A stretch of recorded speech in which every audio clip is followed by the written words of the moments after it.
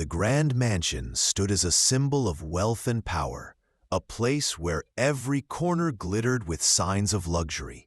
Expensive cars gleamed in the driveway, golden chandeliers sparkled above polished marble floors, and servants moved silently through wide halls, attending to every detail of the household. In the midst of it all sat the millionaire, leaning comfortably on a velvet sofa, sipping coffee that had been imported from a distant land. He had everything a man could desire: money, influence, respect from society, and the kind of power that made people bow when he entered a room. Yet behind the shine and sparkle of his possessions, there was a quiet emptiness in his eyes that no one seemed to notice. The scene introduced not just his wealth, but also the pride he carried in it, the belief that his riches defined his worth. To him, life was about possessions, status, and the image of success. This opening moment set the stage for contrast, highlighting the gap between outward luxury and inner fulfillment. The atmosphere around him was heavy with material comfort, but it lacked warmth, love, and genuine happiness. As the camera lingered on his proud expression, viewers could sense the beginning of a lesson unfolding. It was not simply a display of what money could buy. It was a portrait of a man who believed he had conquered life with wealth, unaware that a far more powerful truth was about to confront him. The setting created an emotional backdrop, preparing the audience to see how pride in money often blinds people to the deeper values of humility, gratitude, and humanity. This first glimpse of the millionaire's world showed not just his riches, but also the silent emptiness that made his story vulnerable to change. The silence of the grand living room was interrupted by the soft creak of a door opening. Slowly, the maid stepped inside, carrying a tray with careful balance. Her hands were rough from years of hard work, her clothes simple and worn, yet her posture carried a quiet strength. She was not defined by the luxury around her, and unlike the glittering chandeliers or polished marble, her presence radiated honesty and humility. While the millionaire's life was overflowing with comfort, hers was marked by sacrifice. Every morning, she woke before dawn, preparing for a long day of scrubbing floors, dusting shelves, and cooking meals she could barely afford at home for her own children. Yet she never complained. Her face showed signs of struggle, but her eyes held something rare: dignity. The contrast between the two was striking. On one side, a man who had everything money could buy, but lacked true peace of mind. On the other, a woman who owned almost nothing but carried herself with a wealth of inner strength. As she moved across the room, she did not look at the expensive furniture or the sparkling ornaments. These things meant nothing to her. Her focus was on her work, on doing her duty with sincerity. This moment was more than just her entrance. It was the introduction of a living example of humanity, standing quietly in the shadow of material power. The millionaire watched her, not with admiration, but with a mix of curiosity and superiority. He saw her as someone beneath him, someone to serve, not realizing that her humble presence carried lessons that his riches could never teach. The maid's simple entry into the scene was the spark that would ignite the transformation in his heart, setting the stage for the words that would soon leave him speechless. The millionaire leaned back in his chair, a smirk spreading across his face as he watched the maid quietly arrange the tray on the table. The silence in the room was thick, broken only by the clink of porcelain cups. His eyes followed her every move, not with respect, but with a sense of superiority. He had always believed that money was the ultimate measure of success. And here before him stood a woman who represented the opposite: poverty, labor, and struggle. Amused by the contrast, he decided to test her. With a casual but sharp tone, he asked, "Don't you ever wish you could live like me? To have this wealth, this power, and the kind of respect people give to those who own everything?" His voice carried arrogance, as though his possessions were proof of his importance.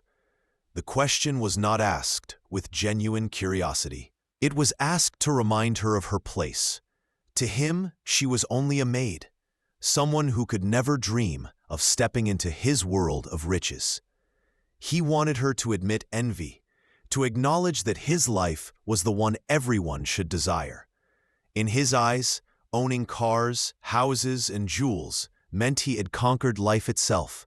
The words lingered in the air, cutting through the silence like a challenge. The maid paused, still holding the tray, and for a moment she didn't respond. Her calmness unsettled him, as if she was not impressed by the glittering empire he had built. The question that was meant to display his superiority was about to turn against him. This moment was the pivot of the story. The arrogance of a man who believed money made him greater, and the quiet strength of a woman whose answer would soon expose the emptiness hidden beneath his fortune. The room fell into a heavy stillness after the millionaire's question. The maid, standing with the tray in her hands, did not rush to answer. Instead, she paused, her eyes lowered, her face calm but unreadable. The silence itself became louder than any words she could have spoken.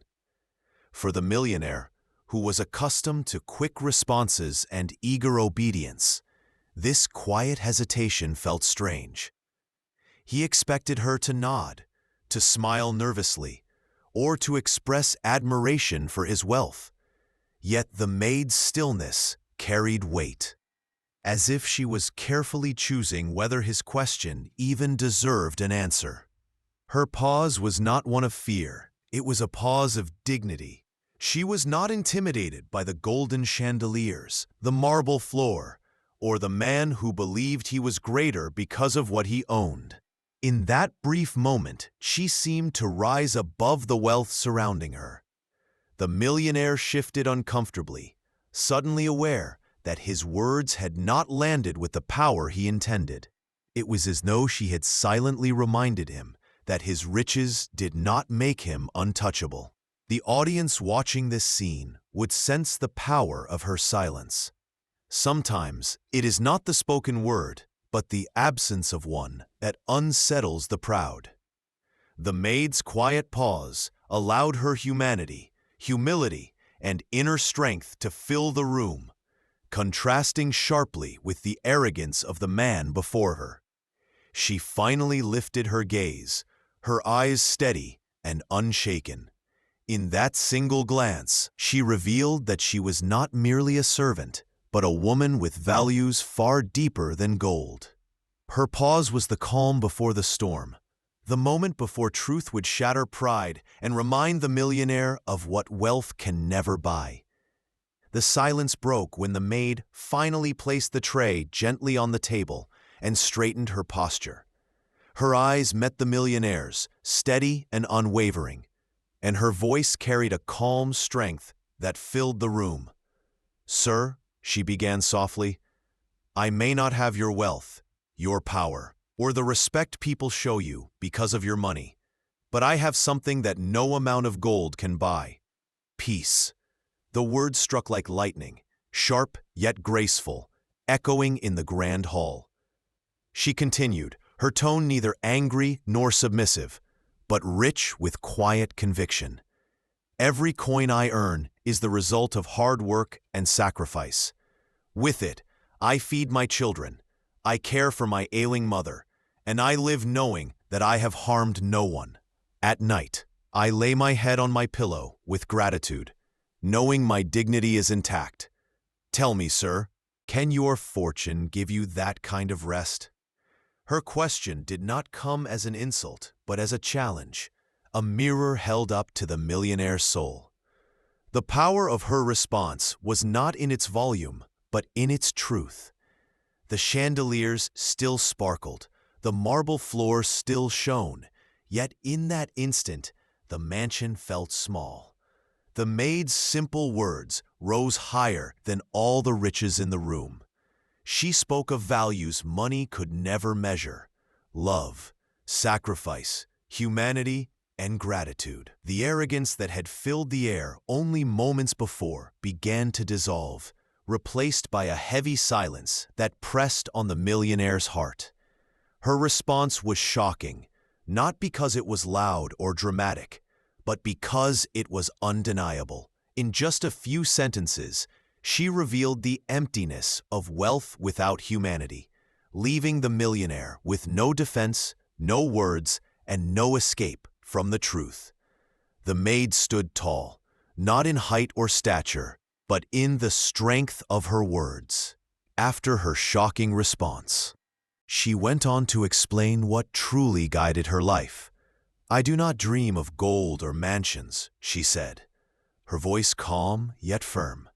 "My dream is to see my children eat a full meal, to watch them smile as they go to school, and to know that the little money I bring home keeps a roof over their heads. That is my wealth." Her eyes softened as she spoke, and though her hands were worn from years of labor, her spirit seemed unbreakable. She continued, "Every morning when I rise, I thank God for the chance to work, even if the work is hard. This work gives me the chance to provide. And even if society looks at me as only a maid, my heart carries dignity. For what use is money if it is earned without respect, or if it costs you your peace?" Her words cut through the silence like a gentle blade, not cruel, but piercing with undeniable truth. She spoke of gratitude, of the simple joy in small things, the laughter of her children, the comfort of caring for her mother, the pride of earning every penny with honesty. These were her treasures, unseen and unvalued by the rich, yet priceless in their worth. She did not envy the millionaire's cars or jewels. She pitied the emptiness that came with them. The values she described, humility, sacrifice, love, respect, and humanity, were her true riches. They gave her a kind of strength no bank could store and no thief can steal. The millionaire, listening in silence, began to feel the weight of her words pressing against the hollow chambers of his pride, forcing him to see what he had always ignored. The millionaire sat frozen in his chair, the usual confidence in his posture slowly dissolving. His lips parted slightly as though to reply, but no words emerged. For a man who was accustomed to commanding every room, who was used to having answers, excuses, and clever remarks at his disposal, this silence was unfamiliar, uncomfortable. The chandeliers still glimmered above, the walls still echoed with wealth, yet the entire mansion seemed to grow quieter, almost as if it too was waiting for his response. But none came. Inside, his thoughts tumbled chaotically. He had built his life on the belief that money gave him superiority, that possessions defined his value, that respect was bought with luxury. Yet here stood his maid, a woman society overlooked, speaking with more power than all his riches combined. Her words stripped him of the armor he wore so proudly. He realized that for all his treasures, he had no true peace. He remembered sleepless nights spent worrying about deals, betrayals from so-called friends who stayed only for his money, and the loneliness that haunted him despite being surrounded by people. The maid's voice echoed in his mind. "Can your money buy you that peace?" His silence was not merely the absence of sound. It was the sound of pride collapsing. It was the weight of realization pressing down on a man who had never been challenged in this way.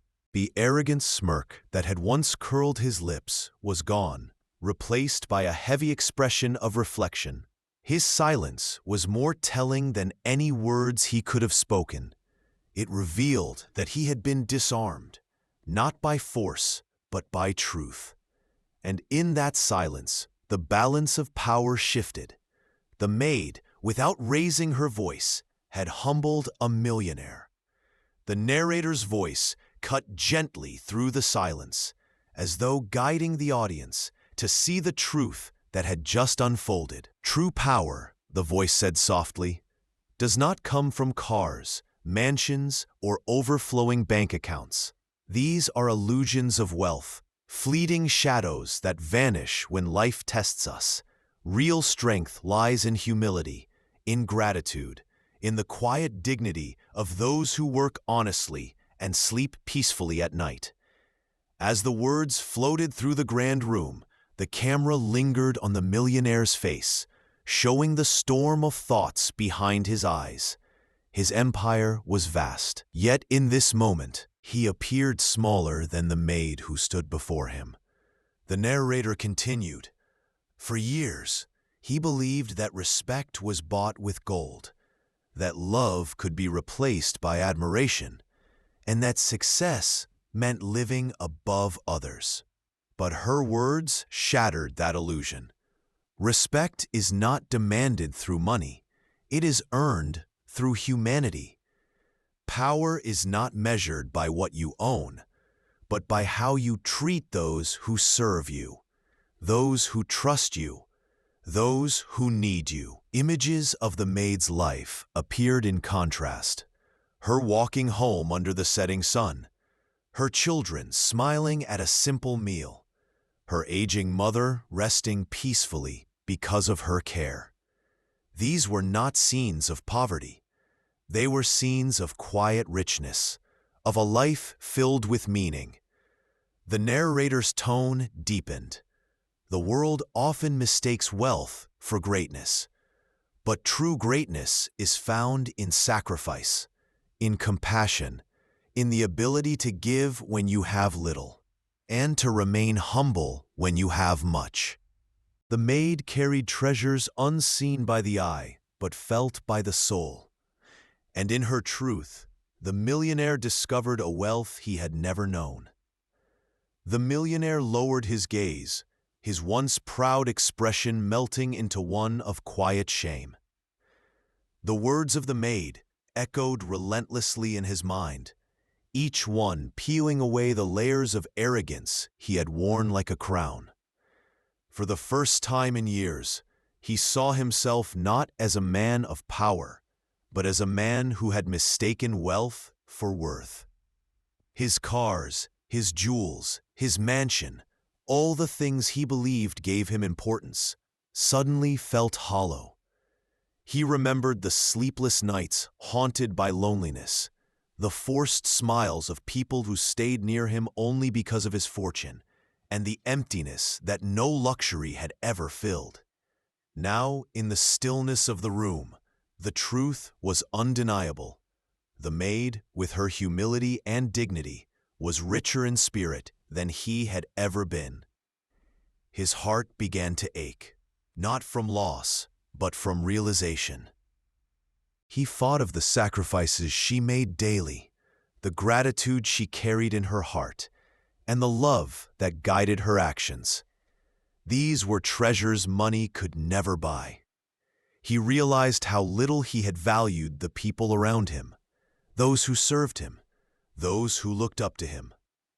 He had demanded respect, never understanding that true respect is earned, not purchased.